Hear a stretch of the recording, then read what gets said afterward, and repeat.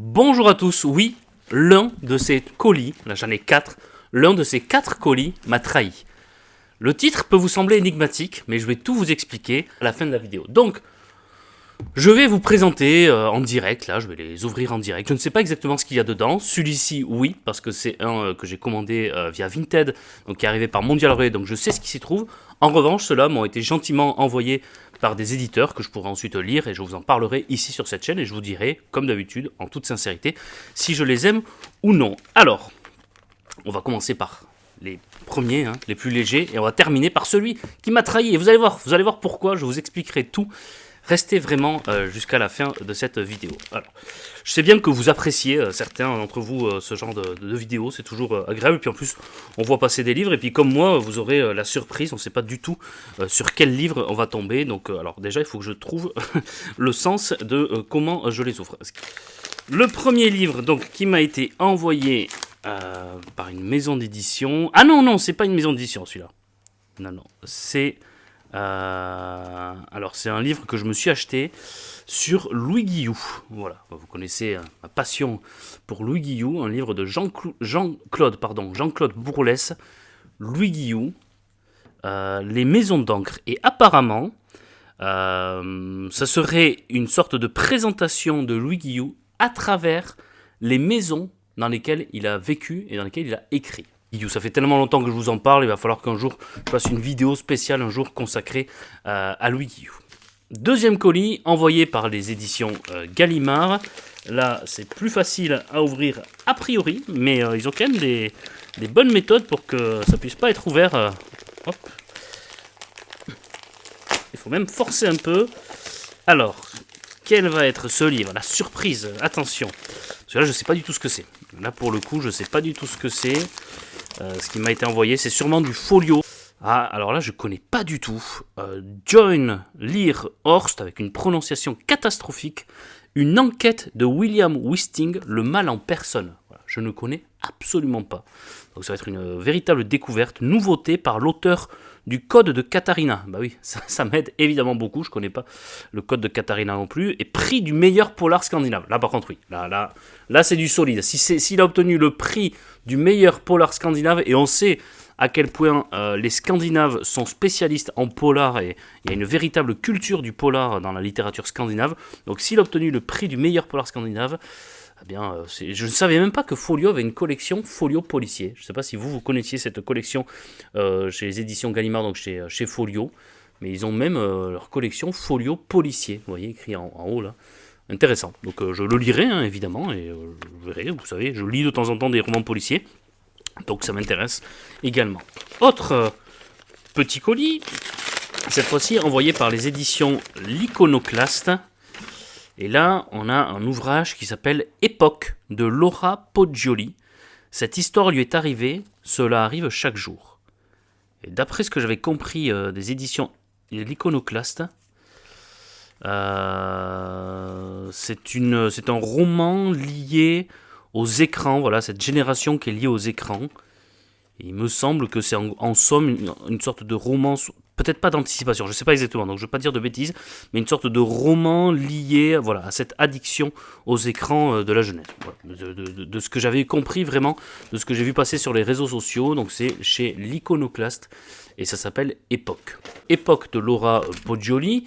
Le mal en personne de John Lear Horst. J'essaye à chaque fois toutes les prononciations. À chaque fois que je vais le prononcer, je vais essayer une nouvelle prononciation. Ça me fait penser à une petite anecdote personnelle, mais je ne raconterai pas, je ne vais pas non plus trop vous encombrer, mais ça me fait doucement rire. Et enfin, Louis Guillou, donc présentation de Louis Guillou à travers les maisons dans lesquelles il a écrit et vécu. Et donc voici le fameux colis qui m'a trahi. Ah, on se demande vraiment, mais qu'est-ce qui se passe? Pourquoi il vous a trahi?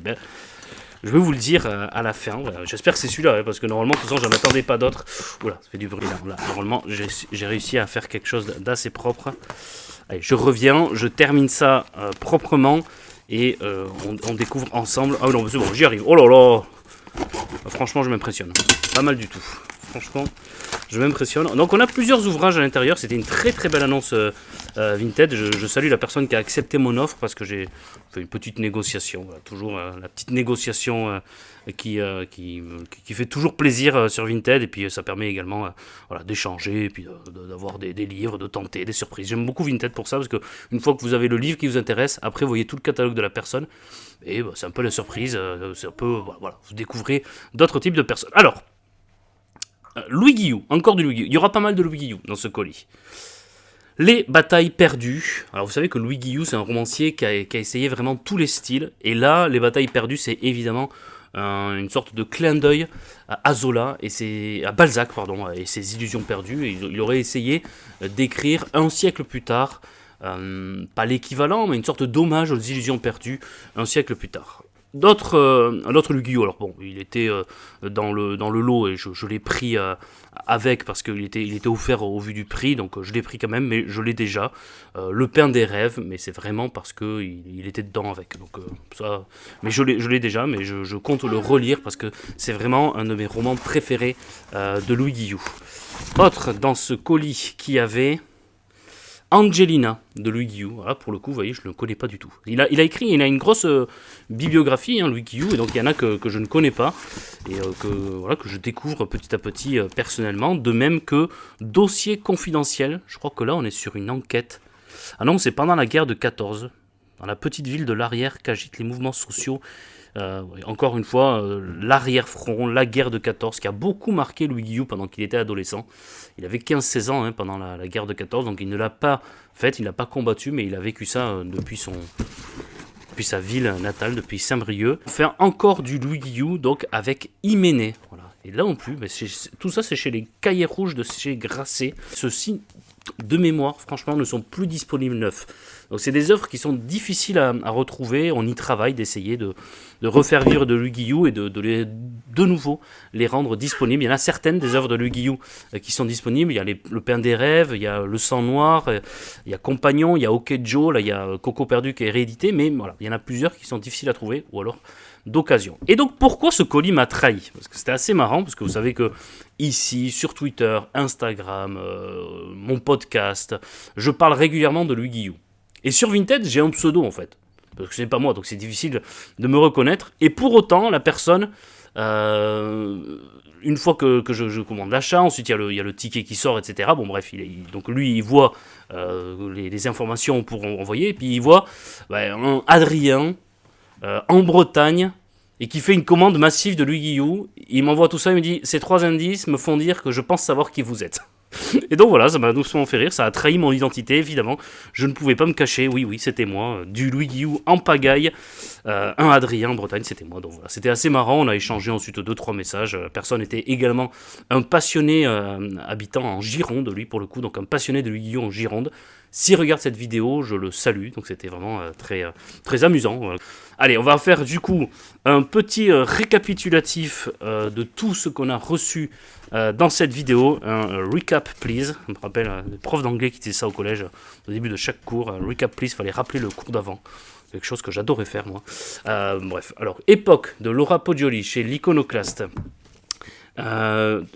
Björn Lier-Horst, haute prononciation, je tente. Donc Le Mal en Personne chez Folio Policier, Louis Guillou, il y a franchement quasiment que du Louis Guillou. Les Maisons d'encre, là c'est chez Christian Piron, je ne connais pas du tout cette maison d'édition. Le Pain des Rêves, très bel état, en tout cas j'aime beaucoup cette édition. Peut-être tout autant que celle dont je dispose déjà. Donc c'est chez Folio, Le Pain des Rêves, Louis Guillou. Les Batailles perdues chez Gallimard, Louis Guillou. Et enfin 3 Louis Guillou au Cahier Rouge de chez Grasset. Angelina, Dossier confidentiel et enfin Hyménée. Voilà, donc sur ce, je vous dis à très bientôt. J'ai de quoi lire, j'espère que vous aussi. Bonne journée, bon week-end, bonne soirée, que sais-je, ça dépend à quel moment de la semaine et à quel moment de la journée vous regarderez cette vidéo. Au revoir et lisez des livres. Au revoir.